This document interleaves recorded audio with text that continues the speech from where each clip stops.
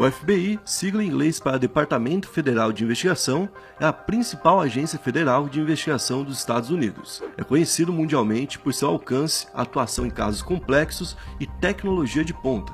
Atuando internacionalmente, o FBI é responsável por apurar crimes que vão de terrorismo a fraudes milionárias e mantém uma lista de procurados com pessoas de vários países, entre eles, inclusive, brasileiros. No vídeo de hoje, então, vamos conhecer a história de brasileiros que estão sendo procurados pelo FBI. E aí pessoal, beleza? Meu nome é Bruno Fabio, esse daqui é o Planeta Novo e se você não é inscrito no canal, vai se inscrever agora e deixar o seu like para ajudar a gente. No vídeo de hoje, a gente vai falar sobre brasileiros que estão sendo procurados pelo FBI atualmente. Então hoje, atrás da câmera Steak, eu tenho aqui a presença de Lucas Sieca e eu quero saber qual que vai ser a meta de likes. Salve Fabio, salve a galera aí do Planeta Novo que gosta muito de mim, né? A galera já, Tá se acostumando, né? Já. Dá pra ver aí a galera com os comentários bem positivos, alguns negativos, né, mas... Tem que ter também, isso é tem uma que ter. parte da fama, né?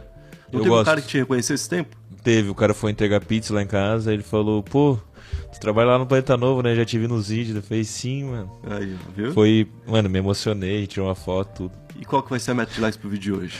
8.740. 8.740 likes é a meta, não cai seu dedo, é só clicar e vai estar ajudando muita gente. E o nosso primeiro caso aqui vai ser o caso do Luiz Ferreira, de 58 anos. O Luiz é ex-proprietário de 3 estabelecimentos comerciais, entre 2008 e 2010, em Deerfield Beach, lá na cidade da Flórida. Em 18 de abril de 2011, ele foi condenado a 33 meses de prisão por adulteração de testemunho em um caso de suposto envolvimento num esquema de fraude de investimento, que fez muitas pessoas perderem dinheiro. O que ele teria feito? Bom, o Luiz teria feito investimentos dentro dessas empresas em metais preciosos, prometendo ali retorno para os investidores. Mas muitos dos investidores não conseguiram quitar seus débitos, ou seja, não conseguiram receber de volta o dinheiro que colocaram. Então, funcionários das empresas fizeram transações não autorizadas no nome desses investidores. Os caras tinham então ali como operar o dinheiro dos clientes do Luiz, né? O Luiz pegou o dinheiro da galera e simplesmente tirou para outro canto e todo mundo ficou sem nada. Então, durante todo esse tempo, o Luiz estava em liberdade condicional por uma condenação anterior, que não tinha nada a ver com isso. Então, em 30 de novembro de 2010, ele foi indiciado por obstrução de justiça, que é quando você não facilita, né, a investigação, prestação de declarações falsas, quando você mente no depoimento, e conspiração para obstruir a justiça, quando você, além de não ajudar, ainda atrapalha e muitas vezes faz ameaças para que quem pode resolver o caso não participe e não queira depor. Deu pra ver que o seu Luiz aí gosta de uma bagunça, né? Ele gosta de uma bagunça, que isso, coisa nas costas, né? Absurdo. Então ele foi preso em 7 de dezembro de 2010. Em janeiro de 2011, então ele se declarou culpado e veio a condenação em 18 de abril, sentenciando ele a 33 meses de prisão. Se a gente para pensar, nem é tanta coisa, né? Só EBT. Nem 3 anos, né? E além desses meses preso, ele teria mais 3 anos de liberdade condicional. Então até que era uma pena fácil de puxar, mas ele foi solto, justamente por não ser uma grande pena, e aí ele tinha que comparecer à prisão até o dia 29 de agosto, o que não faz muito sentido, né? A gente fala do Brasil, mas olha esse caso aqui, né? Tá julgado, sentenciado, já sabe quanto tempo vai ficar na cadeia, tudo tá resolvido. Agora o senhor vai pra casa. Pode sair. Dia 29 de agosto, o senhor trate de estar aqui, tá bom? E para isso, para a polícia ter mais confiança de que ele ia voltar, ele recebeu monitoramento eletrônico e ele também tinha um horário para estar em casa durante todos os dias. Porém, em um certo dia de maio, ele não voltou para casa no horário e o mandado federal foi emitido para que ele fosse preso então já no dia seguinte. Isso bem antes do 29 de agosto. Só que desde então, ele nunca mais foi visto pelas autoridades. O prazo de 29 de agosto, obviamente, não foi cumprido, ele não se entregou, e então ele entrou para a lista do FBI. O Luiz pode estar morando nesse momento na América do Sul, essa é uma das pistas. Também pode estar usando nomes diferentes que foram dados pelo FBI, como Lou Ferreira, Lou Almeida, Luiz Carlos de Almeida e Mike Todd. Porra, esse Mike Todd foi pros caralho. É absurdo, né? Tudo tá mantendo um raciocínio e só um Mike Todd.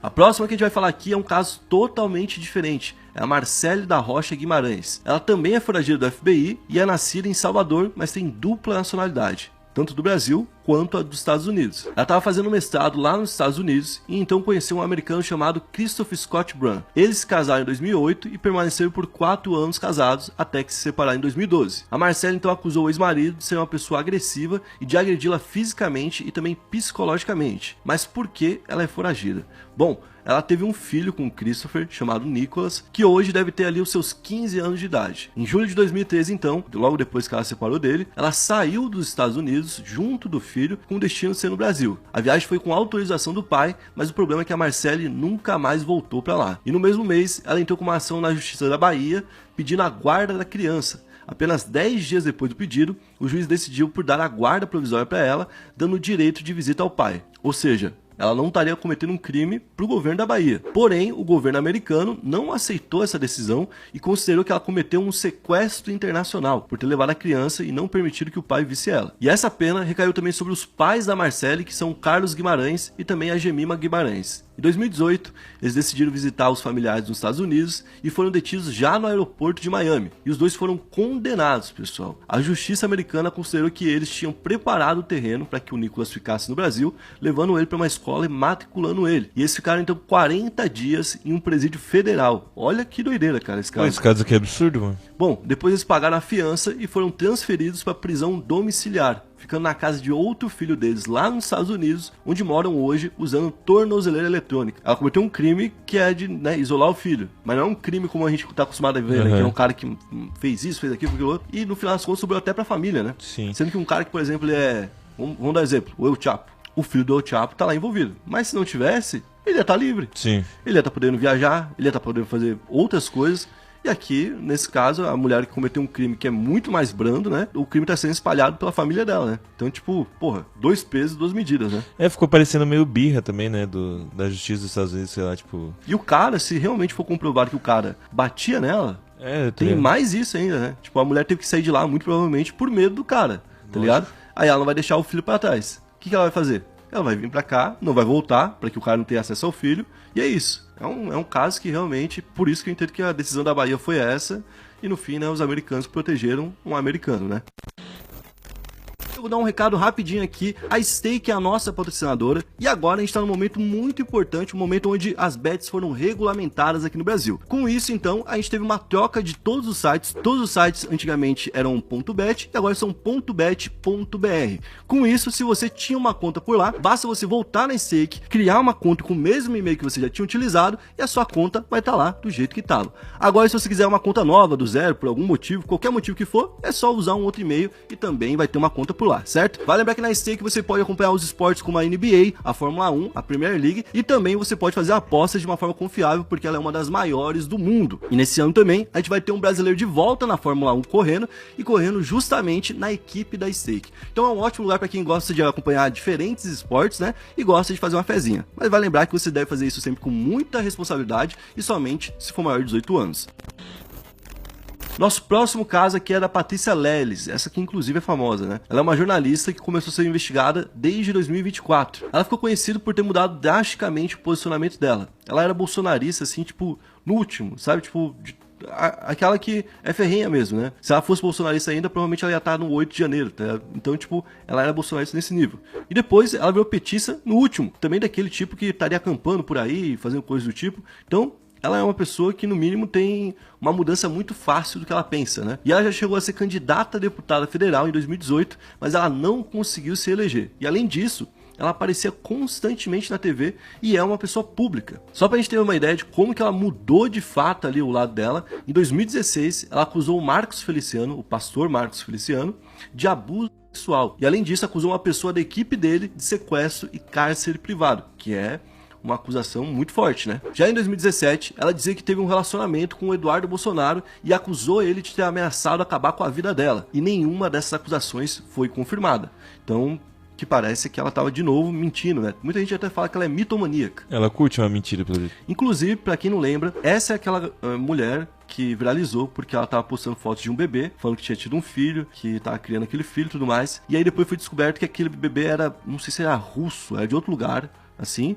Nossa. E avisaram a mãe, né? Olha, tem alguém lá falando que o teu filho é dela e tudo mais. E aí ela apareceu falando, não, eu tenho mitomania, foi isso que aconteceu. E ela sempre esteve envolvida em problemas. Tanto que em 2021... ela foi expulsa do PT, ela é a única que é renegada por todo lado, né? Ela foi acusada de transfobia. Bom, mas o maior problema que ela tem é lá nos Estados Unidos. Isso porque ela se tornou ré por fraude eletrônica, transações monetárias ilegais e roubo de identidade qualificado. Isso em um esquema que teria durado de setembro de 2021 a julho de 2023. Ela teria se apossado de $700 mil e, segundo a acusação, ela prometia regularizar a situação de estrangeiros lá nos Estados Unidos. Então o cara ia pra lá, queria morar lá, queria ter um visto, queria ter até... É o sonho de muita gente, né, aqui no Brasil. É o sonho de muita gente. Tem gente que vende tudo, né? Vende a casa, o carro que tem, às vezes, ali e tal, vai pra lá e tenta fazer isso. Ela prometia que conseguia isso porque ela era uma mediadora do processo. Ou seja, passava pela mão dela, teoricamente, né? O processo, e ela que falava se a pessoa estava aceita ou não. E ela inclusive fingia que era uma advogada de assuntos relacionados à imigração, mudando a profissão dela, sendo que ela era uma pessoa pública, tá ligado? E então, ela pegava o dinheiro das vítimas, colocava na conta bancária pessoal, e nesse esquema, ela teria também inventado uma figura chamada Jeffrey Willardson, que foi um personagem, é uma pessoa que não existe, que foi criado por ela, que se passava por um funcionário de investimento imobiliário do Texas, ou seja, um cara que investia em imóveis lá no Texas, né? Esse suposto funcionário era usado para poder ganhar confiança, porque daí ligava para a advogada Patrícia, né? Aí ela falava, não, fala com o Jeffrey. Aí o Jeffrey ia lá e falava com a pessoa e o Jeffrey não existia. E a Patrícia, além de inventar uma pessoa nesse novo esquema de roubo ali, né? Também teria falsificado documentos públicos. Para isso, ela usou o nome de um cara, esse sim que existe, um advogado conhecido lá dos Estados Unidos, usando a assinatura dele e o carimbo dele. Ela conseguiu fazer um carimbo igual e conseguiu ter acesso à assinatura para poder copiar a assinatura. Tá escalando, né? Tá escalando. Pra gente ter uma ideia do quanto que ela desviou dinheiro, que pode ser bem mais do que 700 mil, uma única vítima fez 2 pagamentos iniciais de mais de $140 mil. Caramba, mano. Cara, tipo assim, né, muito dinheiro. Então, quando ela foi descoberta, a Procuradoria da Virgínia, estado onde ela foi processada, afirmou o seguinte: em vez de investir o dinheiro conforme prometido, Patrícia Lellis supostamente o usou para pagar a entrada de sua casa em Arlington, reformas de banheiros e outras despesas pessoais, como dívida de cartão de crédito. Ou seja, pegou o dinheiro de todo mundo e foi viver a vida, né? E as penas agora que ela pode receber é de 20 anos por envolvimento em fraude eletrônica, de 10 anos por transação monetária ilegal, e é por conta disso que ela vem fugindo dos Estados Unidos. Logo no dia que saiu a notícia da acusação, ela postou o seguinte no Twitter: vocês precisam entender que Twitter não é justiça. Eu não devo explicações para ninguém aqui e eu nem sei quem vocês são. Estou protegida em outro país. Entreguei os documentos que tenho e estou sendo representada por um dos melhores advogados do país, que provavelmente também é mentira. De ontem para hoje, eu escolhi os jornalistas que eu e meu advogado vamos repassar as informações que vão ser logo publicadas, o que também nunca aconteceu. O governo norte-americano tem a versão deles. Eu tenho a minha. É aquele absurdo, negócio. Pô. Ela é maluca, pô. Até teve um momento que tu comentou que achava o Alexandre de Moraes corajoso por bater de frente com o governo americano. Muita gente até interpretou errado. É porque, tipo assim, para pensar uma única pessoa, sim, bater FBI, de frente com, tipo assim, todo o governo americano. É absurdo, mano. E a gente tá falando do cara que governa o STF aqui no Brasil, né? Imagina agora uma mulher que já caiu a casa e todo mundo sabe só que ela curte uma mentira. Pois é, tá ligado? Tipo, e ela falou, o governo norte-americano tem a sua versão e eu tenho a minha, né? Que inclui e-mails, fotos, vídeos e ligações. Vocês acham que a internet é feita para ser tribunal e não é assim que as coisas funcionam. Só tá achando graça disso quem é hater cadelinha de governo americano. Olha que doido. Botando no dos outros ainda. Olha que doideira, pessoal. E o que é mais doido? Ela fez tweets enquanto tava foragida, certo? Muito forte, né? De todo mundo que a gente falou aqui, tem gente que nunca mais foi vista. De todos os procurados da FBI, a gente nunca viu ninguém que ficou vivendo a vida publicamente. Ela continuou vivendo a vida publicamente, comentando sobre política, comentando sobre uma série de coisas, saindo em site fofoca. Patrícia Lellis dá sua opinião sobre Jair Bolsonaro. Patrícia Lellis fala sobre... Sabe, tipo... Ela continuou sendo uma figura pública, sendo procurada pelo FBI. Por conta disso, inclusive, ela chegou a debochar do FBI falando, já foram melhores. E ela chegou a postar uma foto dela, curtindo o que seria ali uma foto no Caribe, né? O Caribe tem vários países que participam e tudo mais, não é tão fácil de rastrear. Mas ela postou essa foto e na época perguntaram, nossa, parece muito estar no Caribe. Ela falou, sim. Sim. Como é que é aquela localização? Localiza aí, comédia.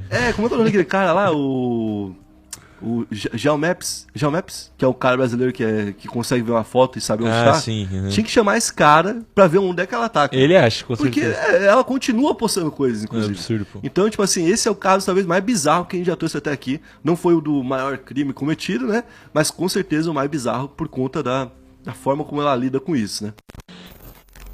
Bom, esse foi o vídeo de hoje, espero que tenham curtido. Se curtiu, deixa o like que a gente vai fazer então a parte 2, beleza? Tamo junto, valeu, é nóis.